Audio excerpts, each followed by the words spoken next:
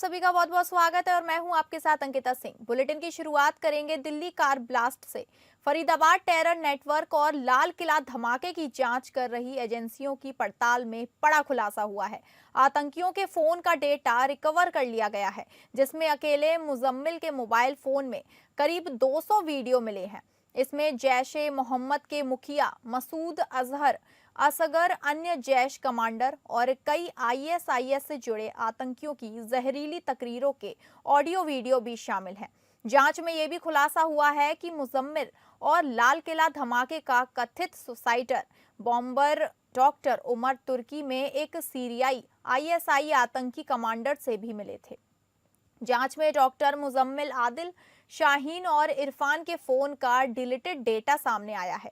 इसमें से करीब 80 वीडियो आतंकी ट्रेनिंग, बम मेकिंग और केमिकल रिएक्शन से जुड़े रिसर्च पर आधारित हैं। मुजम्मिल के फोन से दिल्ली, यूपी, मुंबई और कई राज्यों के धार्मिक स्थलों और भीड़भाड़ वाले मार्केट के वीडियो भी मिले हैं।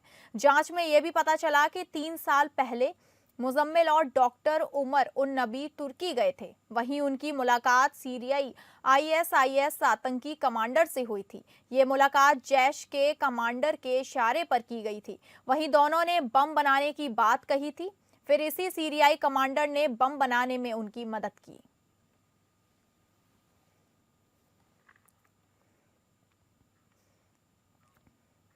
प्रधानमंत्री नरेंद्र मोदी आज दक्षिण अफ्रीका के जोहान्सबर्ग में होने वाले G20 शिखर सम्मेलन के लिए रवाना हो गए हैं।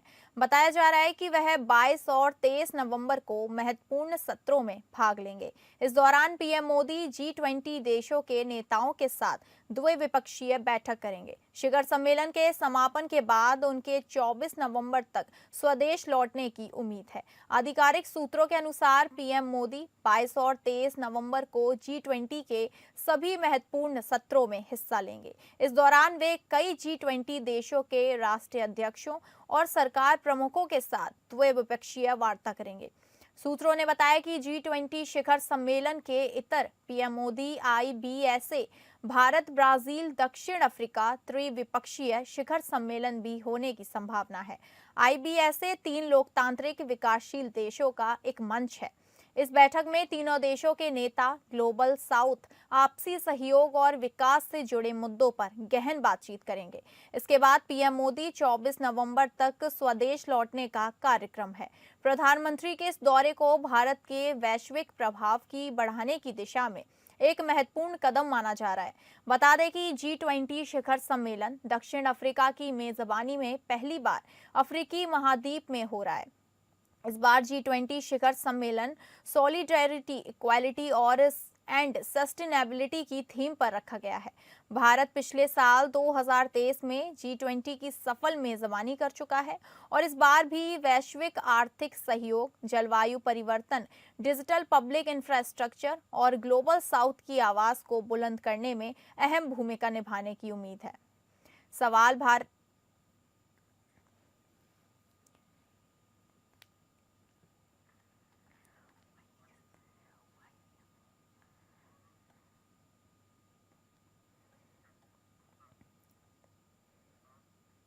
पश्चिम बंगाल में चल रही मतदाता सूची के विशेष गहन परीक्षण एसआईआर की प्रक्रिया को लेकर राजनीतिक संग्राम तेज हो गया है। मुख्यमंत्री ममता बनर्जी ने इस प्रक्रिया को खतरनाक स्टेज पर पहुंचाते हुए बताया कि मुख्य चुनाव आयुक्त ज्ञानेश कुमार को चिट्ठी लिखी है और तत्काल एसआईआर रोकने की अपील की है। ममता का कहना है कि यह प्रक्रिया अव्यवस्थित और दबाव बनाने वाली है। इसकी वजह से न सिर्फ अधिकारी बल्कि आम नागरिक भी खतरे में है।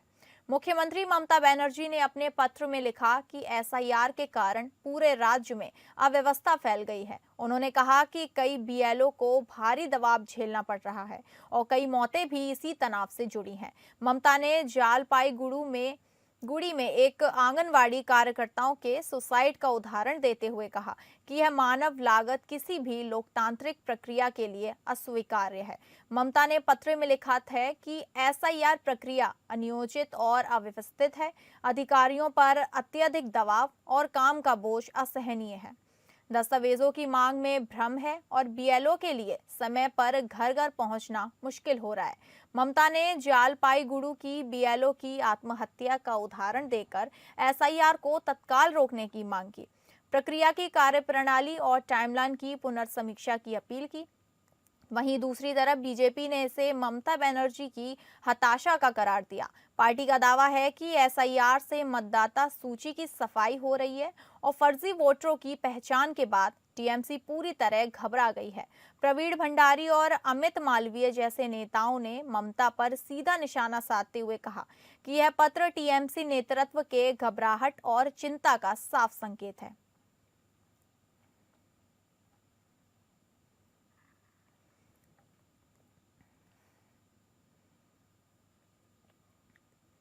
उत्तर प्रदेश में एसआईआर की प्रक्रिया पर तेजी से काम चल रहा है। प्रदेश के मुख्य निर्वाचन अधिकारी नवदीप रेडवा की माने तो वोटर लिस्ट को दुरुस्त करना ही एसआईआर का मूल मकसद नहीं है, मतदाता सूची को पारदर्शी बनाना भी मुख्य उद्देश्य है।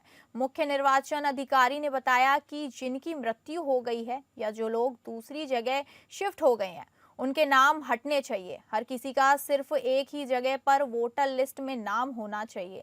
अगर कोई व्यक्ति एक से ज्यादा जगह पर एसआईआर फॉर्म भरता है तो उसके खिलाफ बहुत सख्त कार्रवाई की जाएगी। एपीएन न्यूज ने प्रदेश में हो रही एसआईआर प्रक्रिया को लेकर प्रदेश के मुख्य निर्वाचन अधिकारी नवदीप रेडवा से खास बातचीत की। उत्तर प्रदेश में मतदाता सूची को दुरुस्त करने का काम तेजी से चल रहा है। एसआईआर की प्रक्रिया पूरे जोर शोर से पूरे प्रदेश में चल रही है। हमारे साथ बात करने के लिए प्रदेश के मुख्य निर्वाचन अधिकारी नवदीप रेडवा जी मौजूद हैं। नवदीप जी, जो ये एसआईआर की प्रक्रिया चल रही है, बीएलओ घर घर जा रहे हैं, लेकिन अभी भी कई जगह ऐसी है जहाँ पर बीएलओ नहीं पहुँचे। ये जो एसआईआर का पहला चरण 4 नवंबर से शुरू हुआ था और ये 4 दिसंबर तक चलेगा। और इस पहले चरण में काम इतना था कि प्रदेश के जो 15 करोड़ 44 लाख से अधिक वोटर हैं, उन सभी वोटर्स के हमने गणना फॉर्म छपवाए, बीएलओस को दिए और बीएलओस के माध्यम से उन फॉर्म्स को वोटरों के घर जाकर हर वोटर के फॉर्म को वोटर्स को उपलब्ध कराना था, परिवार के किसी सदस्य को उपलब्ध कराना था। और इन फॉर्म्स को वोटर से अपेक्षा है कि वो भरें और अपने हस्ताक्षर करके वापस बीएलओ को दें। बहुत सी जगह ऐसा होता है कि मतदाताओं के नाम मल्टीपल टाइम्स, गांव में भी मतदाता ने वोट बनाया है, शहर में भी बनाया है, कई जगह गलती से एक ही बूथ में 2 जगह नाम है, कई जगह गलती से बगल बगल के बूथों में नाम है। तो सारे जितने नाम है उतने ही एन्यूमरेशन फॉर्म आएंगे, लेकिन महत्वपूर्ण यह है कि उनमें से केवल एक एन्यूमरेशन फॉर्म, एक गणना फॉर्म पर हस्ताक्षर करना है जहां मतदाता अभी निवास कर रहा है और जहां का वोट बनना चाहिए। अदरवाइज ये जब एक्सरसाइज पूरी होगी तो हम डुप्लीकेट निकालेंगे। और अब चूंकि ये फ्रेश एक्सरसाइज है, दोबारा से मतदाता जिम्मेवारी ले रहे हैं हस्ताक्षर करके, तो इसकी जिम्मेवारी भी आएगी। तो बहुत महत्वपूर्ण है ऐसे मतदाताओं के लिए जिनके नाम मल्टीपल टाइम्स हैं, कि ऐसा ना हो कि एक जगह उनका परिवार का सदस्य हस्ताक्षर करके दे दे गाँव में, शहर में वो खुद हस्ताक्षर कर दें। तो अपने परिवार के सदस्यों से बात करें और इंश्योर करें कि एक ही जगह इनका नाम आए। इसमें से अगर कोई छूट जाता है तो उसके लिए दिसंबर में शायद एक नई प्रक्रिया शुरू होगी। जैसे मैंने आपको बताया कि 9 दिसंबर से दो तरह के लोग फॉर्म भरने की हम अपेक्षा कर रहे हैं। पहले वो जिनके नाम से ड्राफ्ट में भी, जिनके नाम से कोई एन्यूमरेशन फॉर्म नहीं आया, जिनका नाम था ही नहीं, हो सकता है वो दिल्ली से, प्रदेश के बाहर से अब आए हों तो यहाँ उनका नाम ही नहीं था, ऐसे लोग भी फॉर्म 6 भरेंगे। और 9 दिसंबर को जब हम अपनी मतदाता सूची प्रकाशित करेंगे, वो वेबसाइट पे भी लगाएंगे। पॉलिटिकल पार्टीज ने बूथ लेवल एजेंट्स तैनात कर दिए। यूपी में लगभग 4 लाख के आसपास बूथ लेवल एजेंट्स तैनात होंगे, उनको पार्टियों को भी देंगे। और उनसे अपेक्षा ये कि सब मतदाता, भले ही उन्होंने एन्यूमरेशन फॉर्म भर के दिया है नहीं दिया है, 9 दिसंबर को जब वोटर लिस्ट प्रकाशित हो, अपने बूथ की चेक करेंगे। अगर उनका नाम नहीं है किसी भी वजह से, हो सकता है एन्यूमरेशन फॉर्म दिया हो, कोई बीएलओ की त्रुटि रह जाए, कोई और कारण रह जाए, या उन्होंने एन्यूमरेशन फॉर्म नहीं भरा था, वो भी भर सकते हैं। और जो बाहर के प्रदेशों से आए या ऐसे बच्चे जो 1 जनवरी 2026 को 18 वर्ष के जिनकी आयु होगी, बिल्कुल युवा बच्चे, अभी 17 साल कुछ महीनों के हैं, उनसे भी अपेक्षा होगी कि 9 दिसंबर के बाद फॉर्म 6 भर के वो वोटर लिस्ट में अपना नाम लाएं। बहुत बहुत धन्यवाद। ये हमारे साथ प्रदेश के मुख्य निर्वाचन अधिकारी जिन्होंने बड़े स्पष्ट तरीके से बताया कि एसआईआर प्रक्रिया किस तरह से चल रही है, किस तरह से आपको फॉर्म भरना है, और हमारी आपसे अपील है कि एक जागरूक मतदाता बने और अपना नाम एसआईआर में शामिल जरूर कराएं। आनंद सिंह। झारखंड और पश्चिम बंगाल में प्रमुख कोयला कारोबारियों और कथित कोयला माफियों के खिलाफ ईडी की बड़ी कार्रवाई चल रही है। प्रवर्तन निदेशालय ईडी ने झारखंड और पश्चिम बंगाल में 40 से ज्यादा ठिकानों पर छापेमारी करते हुए एक बड़ा तलाशी अभियान शुरू किया है। एजेंसी प्रमुख कोयला कारोबारियों और कथित कोयला माफियों को निशाना बना रही है। कोयला घोटाले के सिलसिले में पहले दिल्ली तलब किए गए एक प्रमुख कोयला कारोबारी नरेंद्र खड़का ने के सॉल्ट लेक स्थित एके ब्लॉक स्थित आवास पर तलाशी चल रही है। ईडी कोयला कारोबारियों और कोयला माफियों से जुड़े कई घरों और कार्यालयों पर एक साथ छापेमारी कर रही है। रांची स्थित ईडी टीम ने झारखंड के 18 ठिकानों पर सर्च ऑपरेशन चलाया। ये कार्रवाई कोयला चोरी और तस्करी से जुड़े कई बड़े मामलों पर आधारित है। जिन मामलों में कार्रवाई हो रही है उनमें अनिल गोयल, संजय उद्योग, एलबी सिंह और अमर मंडल से जुड़े केस शामिल हैं। इन मामलों में भारी पैमाने पर कोयला चोरी और सरकारी राजस्व की सैकड़ों करोड़ रुपए की हानि की बात सामने आई है। इसके साथ ही ईडी की दूसरी टीम ने पश्चिम बंगाल के दुर्गापुर, पुरुलिया, हावड़ा और कोलकाता जिले में 24 ठिकानों पर छापेमारी की है। ये कार्रवाई अवैध कोयला खनन, गैरकानूनी परिवहन और कोयले के अवैध भंडारण के मामले से जुड़ी है। जिन लोगों के ठिकानों पर कार्रवाई की जा रही है उनमें नरेंद्र खड़का, अनिल गोयल, युधिष्ठिर घोष, कृष्ण मुरारी, कायल समेत कई अन्य नाम शामिल हैं। ईडी के संयुक्त कार्रवाई को कोयला माफिया नेटवर्क पर बड़ी चोट माना जा रहा है। जांच एजेंसी के अनुसार आने वाले दिनों में इस मामले में और भी खुलासे हो सकते हैं।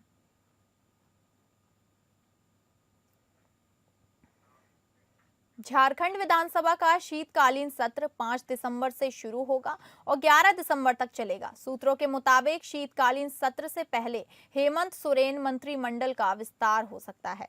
सूत्रों के मुताबिक मंत्रिमंडल विस्तार में घाटशिला उपचुनाव जीतने वाले सोमेश सोरेन को मंत्री पद की शपथ दिलाई जा सकती है। इसको लेकर विचार विमर्श किया जा रहा है। बता दें कि घाटशिला में झामुमो प्रत्याशी सोमेश सोरेन ने बीजेपी प्रत्याशी बाबूलाल सोरेन को 38,524 मतों से पराजित कर दिया। तीसरे स्थान पर जेएलकेएम प्रत्याशी रामदास मुर्मू रहे। सोमेश सोरेन को कुल 1,04,794 वोट मिले।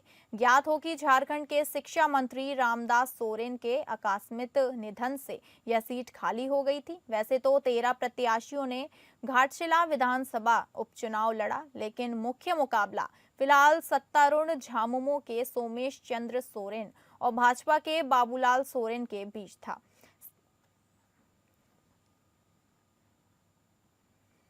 उत्तराखंड में हाल ही में हुई त्रिस्तरीय पंचायत चुनाव में रिक्त पदों के लिए आज मतदान हो रहा है, जिसको लेकर राज्य निर्वाचन आयोग की तैयारी पूरी है।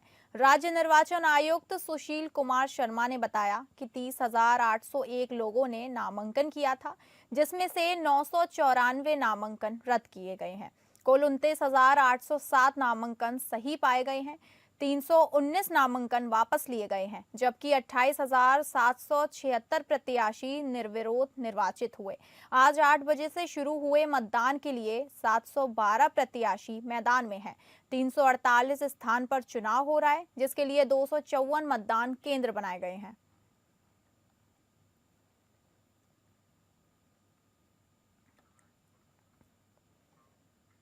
पश्चिम बंगाल की राजधानी कोलकाता में शुक्रवार की सुबह भूकंप के झटके महसूस किए गए। भूकंप की तीव्रता रिक्टर स्केल पर 5.6 मापी गई है। इसका केंद्र पड़ोसी देश बांग्लादेश के टुंगी में था। भूकंप के झटकों से दहशत में आए लोग अपने घरों से बाहर निकल आए। झटके 10:10 पर महसूस किए गए।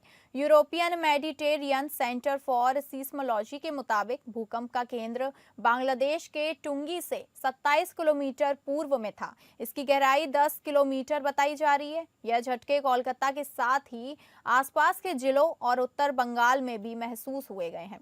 कूच बिहार, दिनाजपुर में भी भूकंप के तेज झटके महसूस किए गए। हालांकि पूरे राज्य में कहीं से भी इस भूकंप के कारण किसी तरह के नुकसान की खबर नहीं है। भूकंप के समय जो लोग सड़कों पर थे, कहीं आ या जा रहे थे, उन्हें झटके महसूस नहीं हुए। घर के पंखे हिलने लगे। दहशत में बाहर निकले लोग कुछ देर बाद अपने अपने घरों में वापस लौट आए। फिलहाल जनजीवन सामान्य है। इससे पहले सुबह तड़के पाकिस्तान में भी भूकंप के झटके महसूस किए गए। सुबह 3:09 पर आए इस भूकंप की तीव्रता रिक्टर स्केल पर 5.2 मापी गई। इस भूकंप का केंद्र पाकिस्तान में करीब 135 किलोमीटर गहराई में था। नेशनल सेंटर फॉर सीस्मोलॉजी के मुताबिक गुरुवार शुक्रवार की रात हिंद महासागर में भी भूकंप आया था, जिसकी तीव्रता रिक्टर स्केल पर 4.3 मापी गई। भूकंप के झटके अफगानिस्तान में भी महसूस किए गए, जिसका केंद्र धरती से 190 किलोमीटर अंदर था। इसकी तीव्रता 4.2 मापी गई।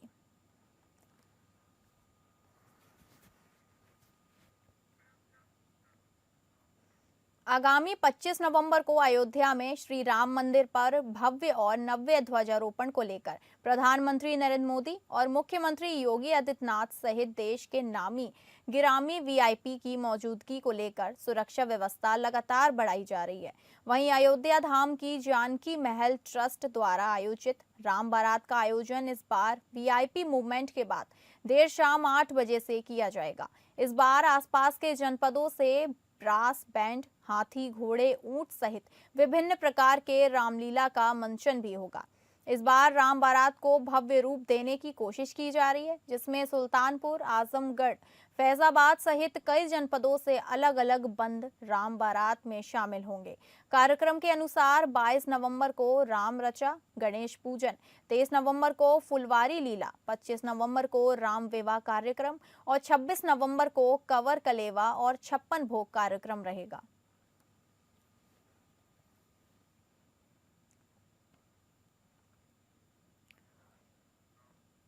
मैक्सिकन ब्यूटी फातिमा बॉश नई मिस यूनिवर्स बन गई हैं। भारत की मणिका विश्वकर्मा ने शुरुआत अच्छी की, लेकिन टॉप 30 में शामिल होने के बाद वह टॉप 12 में जगह नहीं बना सकी। इसी के साथ ही भारत की उम्मीदें भी टूट गईं।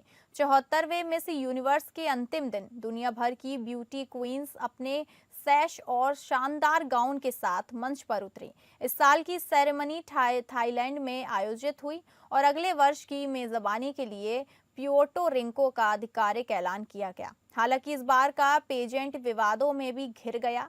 शुरुआत एक प्रतियोगी की बुद्धिमत्ता पर सवाल उठाए जाने से आरोपों से हुई, जिसके बाद कई कंटेस्टेंट नाराज होकर बाहर चली गई और स्थिति इतनी बिगड़ गई कि होस्ट भी भावुक होकर रो पड़ी। अब इसी कंटेस्टेंट के सिर जीत का ताज सज चुका है। टॉप 5 में जगह बनाने वाली मैक्सिकन ब्यूटी फातिमा बॉश ने भी ये टाइटल जीत लिया है और जीत का ताज भी उनके सिर पर सज चुका है। फातिमा से जब आखिरी सवाल पूछा गया तो वह अपने टाइटल का इस्तेमाल युवा लड़कियों को मजबूत बनाने के लिए कैसे करेंगी, तो उनका जवाब था, मिस यूनिवर्स के तौर पर मैं उनसे कहूंगी, अपनी असलियत की ताकत पर विश्वास करो, खुद पर विश्वास करो। तुम्हारे सपने मायने रखते हैं और तुम्हारा दिल मायने रखता है।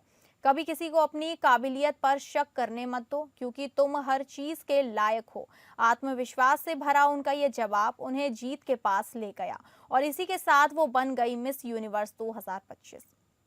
मिस यूनिवर्स ऑर्गेनाइजेशन का कहना है कि इस साल का कंपटीशन सिर्फ खूबसूरती का सेलिब्रेशन नहीं है, यह कल्चर, मकसद और कनेक्शन का एक ग्लोबल जमावड़ा है, जिसका official theme the power of love है। हफ्ते भर चलने वाले इस इवेंट के दौरान प्लान किए गए इंटरव्यू, पर्सनल कहानियां, इवनिंग गाउन, नेशनल कॉस्ट्यूम और स्विमवियर राउंड हुए। 70 से ज्यादा सालों की विरासत के साथ 1952 में बनी मिस यूनिवर्स ऑर्गेनाइजेशन दुनिया भर की महिलाओं के लिए एक प्लेटफॉर्म है, जो अपने कंटेस्टेंट और टाइटल होल्डर के साथ बीच leadership, education, social impact, diversity और पर्सनल डेवलपमेंट को बढ़ावा देती हैं।